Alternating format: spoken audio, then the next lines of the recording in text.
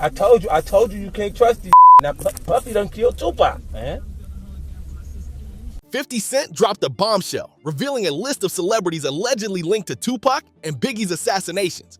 As tensions rise and old wounds reopen, one question lingers: will 50 Cent's accusations finally bring justice for the fallen hip-hop legends? Join us to find out. The quiet storm around Diddy. 50 Cent's new documentary about the rise and fall of Sean Combs dropped on Netflix on a bright Tuesday morning, and the whole internet moved like it was waiting for it. This doc did not come to play at all. It came with wild stories, raw clips nobody had ever seen before, and voices from people who were right there when everything went down.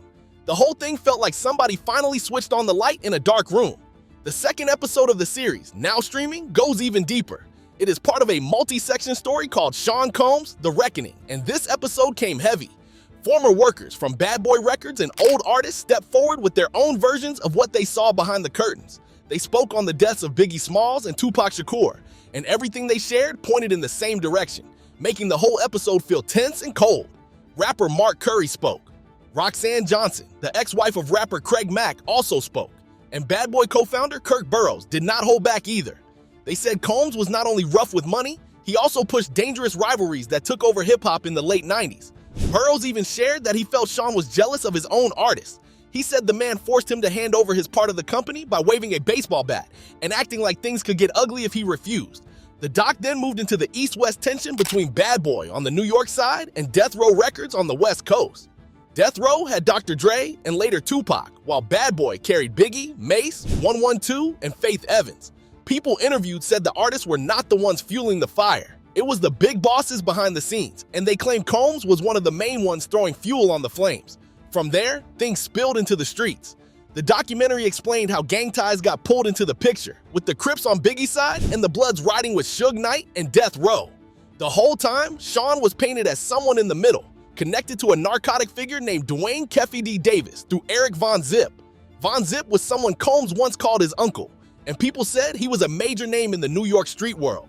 In some recordings, played with comments from a former police detective, you can hear Keffy D talking about how he and Orlando Anderson carried out the Las Vegas attack that took Tupac's life in 1996. Keffy D says Sean had agreed to pay him and his people to take out both Tupac and Suge Knight, but the money fell apart. Suge did not pass away that night, and most of the money was said to have gone through Von Zip, who is no longer alive. That was when Burrows dropped the line that shook viewers. He said that in his older mind now, when he looks back, he feels Sean had a big hand in Tupac's death. He even said that after that shooting, everyone in the Bad Boy circle understood it was risky to be in Los Angeles, but Combs kept pushing for trips there anyway. He claimed Sean pushed Biggie to go to Los Angeles for album promotion, even though Biggie did not want to be there. Biggie, whose real name was Christopher Wallace, ended up being killed on that trip in 1997. Burrows said Sean later twisted the story to make it sound like Biggie wanted to be there. To him, Combs guided Biggie right into danger. Months earlier, court files came out saying Keffy D claimed Sean placed a $1 million bounty on Tupac and Suge. Sean denied this. Burrows also said that after Biggie passed away, Sean threw a huge funeral, but somehow set things up in a way that the cost fell back on Biggie even in death. Burrows said he lost his job because he refused to change Biggie's contract after his passing to give Bad Boy more benefits. In old footage, Biggie's mother, Valletta Wallace, spoke painfully, saying the whole mess came from the war between Combs and Suge Knight, and that it was all ego and chaos mixed together. Then comes the part where 50 steps into the picture outside the documentary. In early October of 2023, he made a post where he hinted that Sean had something to do with Tupac's death. He laughed, saying the situation was about to get messy, and he repeated that idea at his shows, which went viral online. All this came right after Keffy D was charged for Tupac's elimination. Keffy D said in police interviews years earlier that Sean had offered that $1 million reward.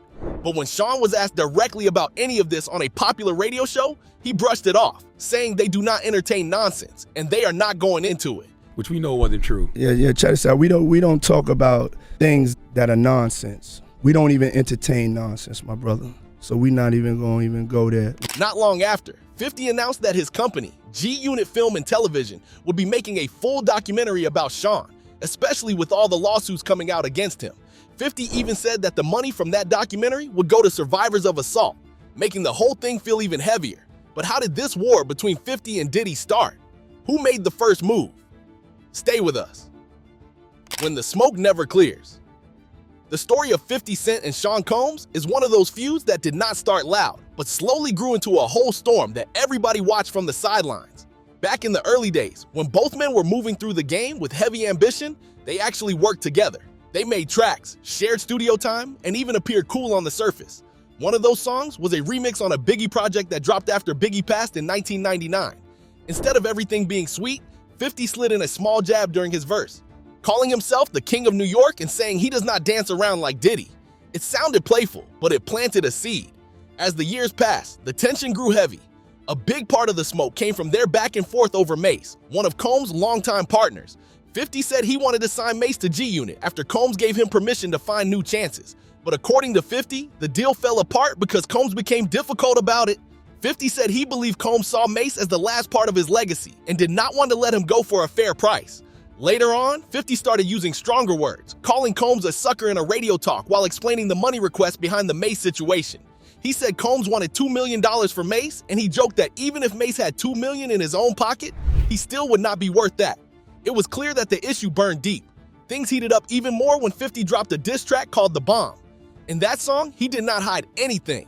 He took shots at Combs, saying the man knew exactly who killed Biggie back in 1997.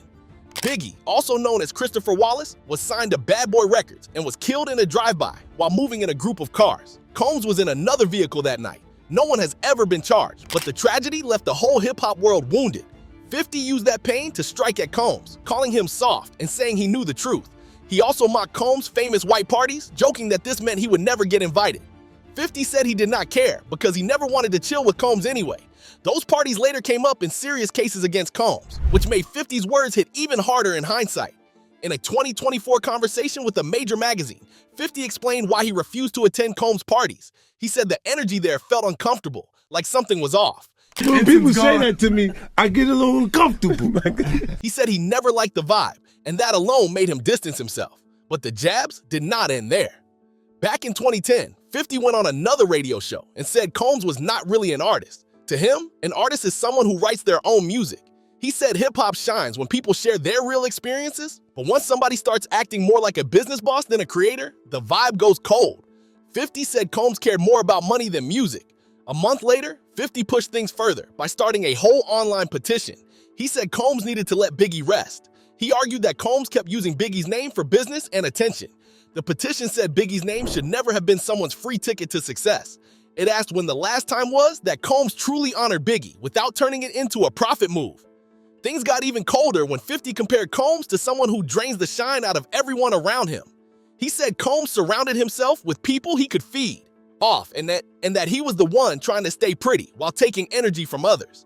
When Combs dropped a song called Big Homie in 2014, 50 did not hold back. He went on another radio station and called the track trash. He claimed Combs did not even have music that anyone wanted to hear anymore. The beef even spilled into the business world. Around 2016, when the vodka jokes were flying, 50 and Combs started what people jokingly called the Vodka Wars. Combs had Ciroc, and 50 was promoting a vodka called Effin'.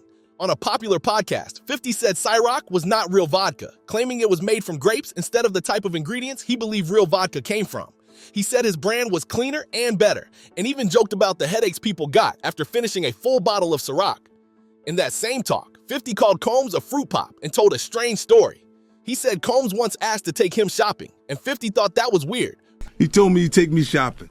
I looked at him like, what'd you just say? Let me move, man, before I do something. You're gonna make me mess up the wedding. When he spoke again about it in 2024, he explained that the offer made him uncomfortable. He said Combs acted in a way that felt strange to him, so he kept his distance. Combs finally addressed the whole situation on a talk show in 2018. He laughed everything off and said he had no beef with 50. He claimed 50 actually loved him and that all the trolling was just jokes. He said he never took it seriously and had no interest in saying anything negative back. But he did admit one thing. For some reason, he felt like something about him kept 50 focused on him. When asked about the shopping story, Combs said he simply thought 50 needed clothes and that he was just trying to be nice. He did not make a big deal out of it and acted like it was nothing. But Diddy didn't know a reckoning was near. Let's dive in. When the walls finally closed in, the story of Sean Combs took a sharp turn in May of 2017 when his former personal chef, Cindy Rueda, stepped forward with a lawsuit in Los Angeles County. She said she faced harassment and payback after speaking up. The case moved through the system quietly, and by February of 2019, both sides reached a private settlement. Nobody shared the number, but the matter ended behind closed doors. Then came Cassie Ventura, someone who had been in Combs' life for many years. On November 16, 2023, she filed a lawsuit accusing him of heavy wrongdoing, including abuse, trafficking, and violence. The lawsuit also said Combs played a part in the explosion of Kid Cudi's car, who was Cassie's boyfriend at the time. The case shocked the whole industry, but within one day, everything shifted again. Both sides reached another private deal, and the lawsuit was dropped just as quickly as it appeared. Only a week later, on November 23, 2 more women filed lawsuits. They accused Combs of assault and sharing private videos as revenge. In one of those lawsuits, the woman said that in either 1990 or 1991, Combs and Aaron Hall harmed her. And she said Combs recorded the whole situation. With every new filing, the pressure grew heavier, and the silence around Combs became harder to defend. Things exploded even more on May 17, 2024, when CNN released hotel surveillance footage from March 5, 2016. The video showed Combs physically attacking Cassie in a hallway at the Intercontinental in Century City. This was one of the claims mentioned in her lawsuit, and now the whole world could see it. 2 days later, Combs posted a video online saying he was deeply sorry and calling his actions impossible to defend. But the apologies did not slow anything down. According to a federal indictment in September 2024, hotel workers stopped the attack that night, and Combs then tried to bribe them afterward. That claim added even more fire to an already growing list of accusations. By October 1st, 2024, the situation became even bigger. A report by the Washington Post said a team of lawyers was preparing as many as 120 new lawsuits connected to Combs. These cases involved incidents from the 2000s and the 2010s. The lawyer said the people coming forward were both men and women, and about 25 of them were minors at the time of the events. Many said they reported the incidents before, to police, doctors, or even the FBI. Some said they were induced. Others said they were offered silence money. The lawyer said they were not just focusing on Combs. They planned to name other people who watched, encouraged, or helped the behavior. They said these names would shock everyone. On October 13, 2024, the first 6 lawsuits were filed in New York federal court. Another lawyer working with the team said they had heard from around 3,000 people claiming abuse linked to Combs, and they were actively checking about 100 more possible cases. Meanwhile, Combs' own legal team told the BBC that he was ready to clear his name. They said he wanted the truth to come out in court, not through rumors. But by September 16, 2024, Combs faced more than rumors. He was arrested and indicted in the Southern District of New York.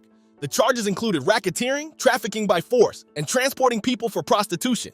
He was held in federal custody at the correctional facility in Fort Dix. On October 10, 2024, during a court appearance, Judge Aaron Subramanian set his trial date for May 5, 2025. By November 27, a judge denied bail again for the 3rd time, and in April 2025, the court rejected his lawyer's request to delay the trial for 2 more months. The trial officially began on May 5, 2025, starting with jury selection. By May 12, both sides began opening statements and calling witnesses. The courtroom became the center of attention for the next several weeks. By June 24, both the prosecution and the defense had finished presenting their cases. 2 days later, on June 26, closing arguments began, wrapping up one of the most closely watched trials in recent years. On July 2, 2025, after 3 long days of jury discussions, the verdict finally arrived. Combs was found guilty on 2 counts of transporting people for prostitution. These charges involved Cassie, another former girlfriend, and also male workers, but he was found not guilty of racketeering and not guilty of trafficking. Even with the mixed verdict, the guilty counts were enough to keep him behind bars. That same day, Combs was denied bail again and ordered to stay in custody until sentencing, set for October 3. In August 2025, word came out that Combs' lawyers had reached out to President Donald Trump, hoping for a presidential pardon. But when October 3 arrived, the court moved forward. Combs received a 4-year prison sentence, followed by 5 years of supervised release. Because he had already spent 1 year in custody, he was expected to walk out of prison on May 2028. Now, let's go back to that doc where 50 mentioned Diddy. And when he did, Diddy's team sent out word. What did they say? Let's find out. Diddy team fires right back. Diddy's camp did not waste any time letting folks know how they feel. The moment that Netflix dropped that wild documentary, his team stepped forward, talking strong and standing firm. They said the whole thing felt messy, one-sided, and way too focused on stirring drama instead of telling anything real.